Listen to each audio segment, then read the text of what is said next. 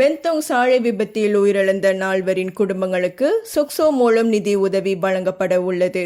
உயிரிழந்தவர்களில் V Mugilan, A Ganapathi Raja, K Ulaganathan மற்றும் M பரந்தமன் ஆகியோர் சொக்சோ பங்களிப்பாளர்கள் என்பதால் அவர்களின் குடும்பத்தினர் லிண்டோங் டோப்லோ எம்பர்ஜாம் மற்றும் ஊனமுற்றோர் திட்டங்களின் கீழ் உதவிகளை பெற தகுதி பெற்றுள்ளனர். மேலும் ஒவ்வொரு குடும்பத்திற்கும் இறுதி சடங்கு நிதியாக 3000 ரிங்கேட் வழங்கப்படும். சில குடும்பங்களுக்கு மாதாந்திர சார்ந்தோர் நலநிதி மற்றும் ஊனமுற்றோர் ஓய்வூதிய நிதிகளும் வழங்கப்பட உள்ளன.